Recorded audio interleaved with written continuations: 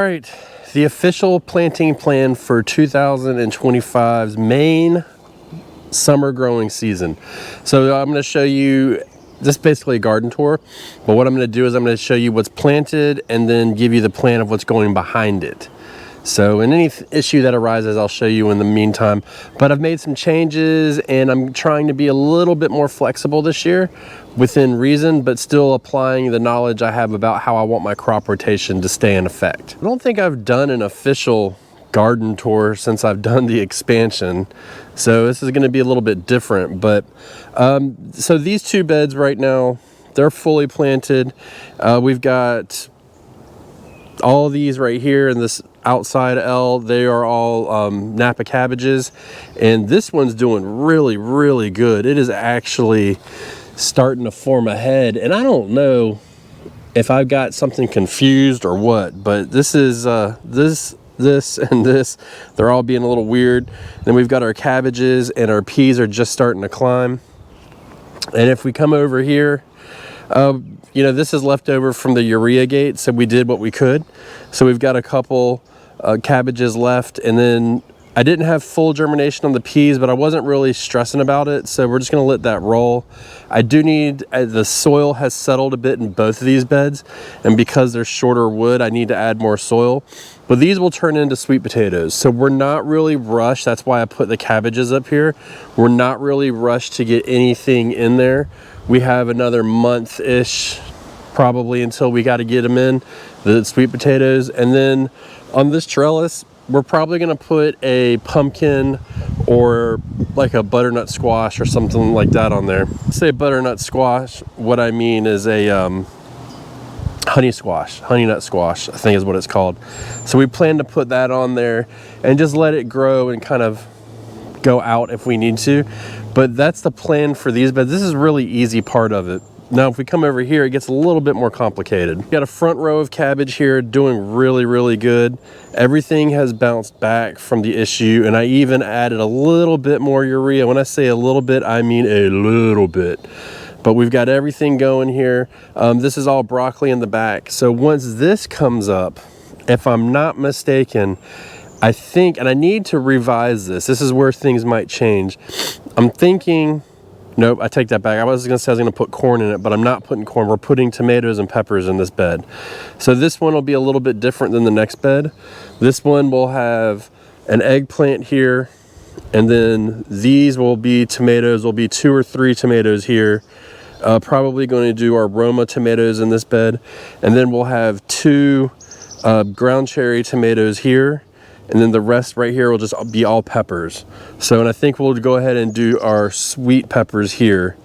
And then if we come over here, this bed is not planted clearly, but we've got everything set up, and this is going to be the mirror image of this bed, except for just tomatoes and peppers, no ground cherries and no eggplants. I typically only do 1 eggplant because quite honestly, that's all we really need to consume. And the thought process behind this is, you know, what we've done in the past is we've had like a bed of tomatoes here and a bed of tomatoes and peppers here, and it's been spread out. Well, this way, if we come over here and we look down this line, we can just kind of work the whole bed, right? So we can treat it as it was one big row and just go down the line working it. So that's the plan for that. But this bed has come back really good from the urea gate. Even if you remember back to that think method that I talked about, even that one example we used is starting to come back. Now I don't have any hopes at all in that producing, but still it's coming back. Now if we come over here to this bed, this is all of our potatoes. So we've got mostly Yukon Golds in here, and I can't remember where the red ones are, but everything's coming up. Now it's about time to hill again, and I think what we're gonna do is we're gonna put mulch down, and then we're gonna hill on top of that. So we're just waiting for the few stragglers like this little guy to come up, and I need to come in with my hoe and just scratch the surface and get all these weeds up. This is just from using the topsoil. It's not a big deal. You just scratch it, and look at that. The cat's going in there. Psst, get out of there. Get your ass out of there. Now we know the culprit. Once we get those stragglers to come up, we'll fill that in, but I'll just take my hoe, and we're having some dry weather right now, of course, because of the drought. So what I do is I'll just come through and lightly scratch all that. See how that just came right up? And then that'll die back. If you do it, but right before it rains, then you're in a world of trouble because it's just gonna reroot. So we don't wanna do that. This is definitely a conundrum at this moment. So this bed's doing really well. Everything's doing good. We did harvest our kale the other day and I froze all of the kale. I actually found one plant that wasn't starting to bolt, so we're gonna let that go. But I need to come in and clean this row up a little bit. Just clean it up. And the mustard is doing really good. Looks like it's trying to bolt, so we'll probably be doing some freezing of this mustard as well. But this will be corn. Here's the conundrum. One, corn is a high nitrogen feeder, and two, this is a high nitrogen feeder. Or no, that's one 1A and 1B. And then two is I started that corn a couple weeks ago, and it's about as long as my forearm at this point. So it's ready to be planted out as far as size goes for that. Now the issue is we still have, by the books, technically 2 weeks for last frost date, and we haven't had a frost in a while, and I'm waiting on the extended forecast to come out, and it looks like we may be okay. So I may have to adjust my plan, and I'll show you that in a second. But I don't care, because it grew so fast, I don't care if it gets killed by a frost. I want to just kind of see how we can do with it. So we may push the envelope on that. I mean, I've got plenty of corn seeds. It's not an issue. So we're debating on that. And so the conundrum comes in. We may end up putting it in this bed that is sitting empty right now, maybe. But the problem is we had corn in here last year that didn't do really well. So we don't really want to kind of exploit that necessarily. So the original plan for this bed was to be squashes, and then this bed was going to be squashes as well. So this is the rest of our, look at these. I'm letting them go to see how big they get. Look at that. Look at that. So yeah, this is fantastic. But we're kind of waiting to see, well, we're gonna put our squashes in here, and we were gonna put them in there too, but we may change that. And it's the same idea as with tomatoes, where it's just working the same thing all the way down. Now, I did forget to say, after these potatoes are done, we're gonna come back behind and we're just gonna put buckwheat in place and let it finish out for the season, and then just kind of reseed, and then when it's time, we'll put Brussels sprouts in it for the fall. So here's our carrot bed. It's looking really good. Carrots and garlic. So this is looking really good. The next order of business here is thinning. So we need to come out here and thin at some point. I did do some light weeding, and I need to do a little bit more, but everything's looking good. I did very, very distant spacing this year. Just wanted to see what the deal was. I mean, I've done, you know, the method where you just throw seeds out before. I've done that. I've sprinkled them all down a line, all that stuff. And I wanted to see this year, like, if I give it good spacing, am I gonna get big carrots? I don't care if I get small carrots, but every once in a while we want a big carrot. So we're gonna go through, I've gotta thin those and do all that. Now the benefit of this is, both of these crops, the garlic and the carrots, they won't really be done until probably May or into June. So that leaves us open for doing something next. And so what we're probably going to put in this bed next is going to be our fall crop of tomatoes. So we'll have all those going and get those in, and then we'll probably just do a bed of tomatoes for this. I'm not 100% sure how I want that to unfold, but I think that's what it's gonna do. And I propagate all my tomatoes for my second planting, so I'll show you that. So we'll see how that goes. But this bed is going in the right direction. Now, the garlic is a nitrogen feeder, the carrots are not, so I just took some of that urea and just sprinkled it down the middle of the row and let them get the nitrogen and then move on from there. So that's working out very, very well. Here's our rutabaga bed. And so we did, I think I grew Natamorska rutabagas this year, which are totally different in shape, and I really prefer the purple tops because these are going to come out more like a carrot size more than likely. You can see the roots starting to form, so it's going to be long and thinner instead of a big bulb, which I like better, so we'll switch from that in the fall. So we'll do this, and then this trellis here is going to have a Seminole pumpkin on it more than likely, so we'll grow it up and then over and let it do its thing. So we're going to do that here, and then we removed this trellis this year and I can't remember what else I was going to put here. I believe I had tomatoes here last year, so nightshades are completely out of the question. I really can't remember if I have. Oh, okra is going to go here, so I'm going to put okra right in that corner, and then up in here we'll probably do some bush green beans. It's just kind of use this bed as like a filler bed, and it may just end up being random things, but because of this trellis here, we're limited on coming in this way, so we need to be very careful what we put here. And I know I forgot to talk about this arch, so I'm coming here. This has sweet peas on it, you can see, and this is the flower sweet pea, not sweet peas to eat.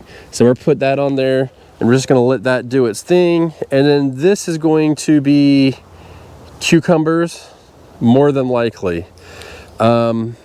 Cucumbers on this side, and possibly cucumbers on this side, or possibly a bean on this side. I'm thinking I'm leaning a little bit more towards cucumbers at this point.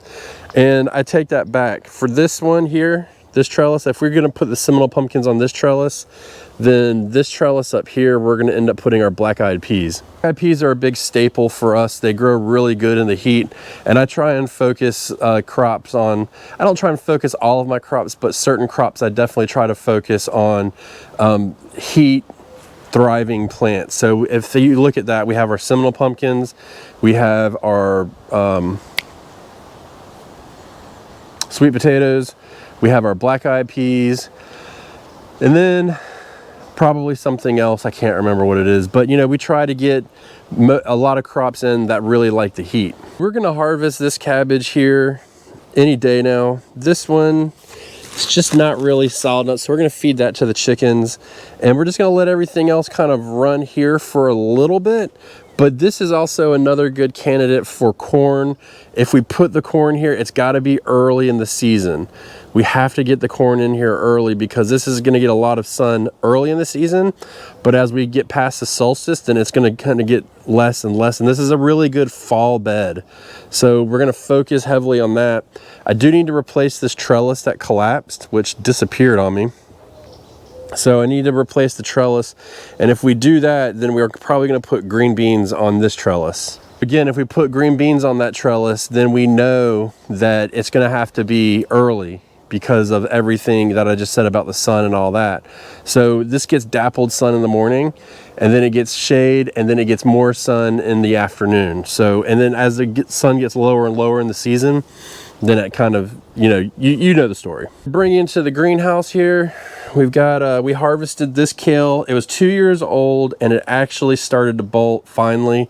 So we harvested it and froze it just in time. We've got our bok choy in the back here. So this is growing good. It's actually harvestable size at this point. And then we've been coming through, and so the greenhouse gets a lot warmer. So I've been coming through here, and you can see this lettuce is starting to bolt. So we're harvesting what's just starting to bolt and eating it.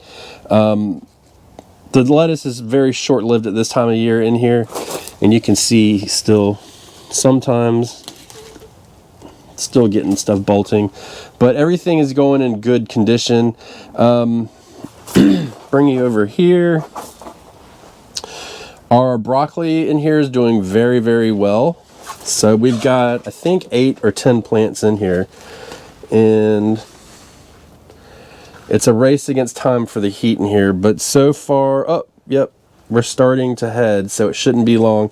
So we need to give it some more nitrogen within the next couple days. We need to get nitrogen in here.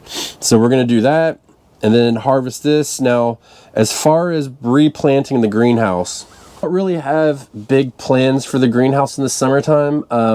You know, in a perfect world, I would love to plant in it. And because of right now, I may actually stick a tomato into this bare spot right here just to kind of see what happens. But it's kind of difficult because it gets really hot in here really fast. And I took my fan out. And I'm going to put it back in, but before anybody comments, and I've gotten a lot of comments on the other greenhouse video I did, putting a shade cloth on here doesn't help. Opening the windows don't help. Putting a fan in doesn't help. So leave it alone. It doesn't work. It just gets hot. And the best advice I ever had for a greenhouse in the summertime is walk away and just utilize it in the fall, winter, and early spring. So I still try, but I don't have high hopes. It's like, why not? You know what I mean? Here's our seeds we started the other day, which it's kind of cool. So it's just been really slow. I don't see any germination at this point, but we're just going to let it roll. We're going to be patient. I'm expecting any day now to see something germinate. I'm trying to look in here and I don't really want to disturb it, but yeah, so we're waiting on these to germinate. These are very quick growers, so it's not really that big of an issue. And then our tomatoes are all in here, so we've been doing very well with those. We did have some die off with the issues that we had before, but you can see we've got plenty of tomatoes. I got plenty of tomatoes for me, plenty of tomatoes for other people, so we're good to go here. Not really focusing too much on selling plants anymore. It's just too much hustle. But I do have a couple people that I know that like them, so, and they want them, so I do that for them. But for the most part, I just grow them for myself and call it a day. You know, dealing with the public's kind of tough. I'm sure you know that. For a lot of people know that. To kind of wrap things up, we've got our beehives here. So we took our 4 hives and split them. So we now are up to 8 hives here. And then our other farm, or we have, I think we're up to 8 there. We should be up to about 15 or 20 here in the next couple weeks. It's big time growing season. We don't get rain, honey's gonna suck this year, but you know, we'll do what we can, no biggie. Everything out here is planted, and then I'll take you back to the chickens right quick, and we actually do have some plans for chickens too. So I don't know, we're still going back and forth. You know, cost is a big thing, so we're just analyzing at this point. And we actually had some death back here recently. Here's our ladies. There's 4, there's more in there. So we had 2 die of old age recently, so that's how it is. No big deal, but we need to replace our chickens. Thinking about right over here putting up a small coop and starting some meat birds. I don't know, we're still trying to figure that out, but you know, when you buy chickens, you have to buy, like, I think this year it's like 4 or 6 at a time. Well, we don't want to buy 6 layers, so we may end up getting some broiler birds. And you know, I know a lot of people that watch this are vegan and stuff like that, may be appalled by that, but let me say this: I was vegan for 8 years, and I always said I'll be vegan until I start raising my own meat.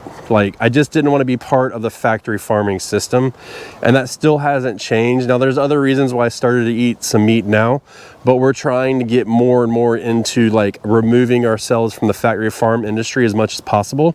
So that's what we're doing there. I don't know if that's going to happen this year or not. We're hoping it's kind of that right season, you know what I mean? We're just trying to figure out, like, how much will we get, how much does it cost, and is it worth our time to do it? So as far as our other meat consumption, we hunt, we fish, we do stuff like that, and we do partake in the factory farming system, but I needed to do that for other reasons that we won't discuss here. So this is the last time I'm going to show you this empty.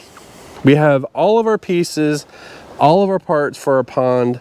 If you're new to the channel, this was a garden, and so we're transforming it into a wildlife pond. So we're putting a pond in, and then we're putting plantings in. So we have stuff for it, and now we need to button it up.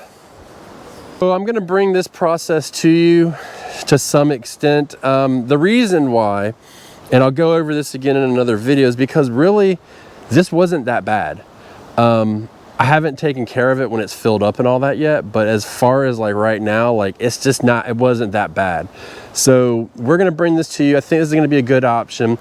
Even with this being the way it is, it's filled up somewhat with rain, and we are already seeing what we wanted to see happen in it.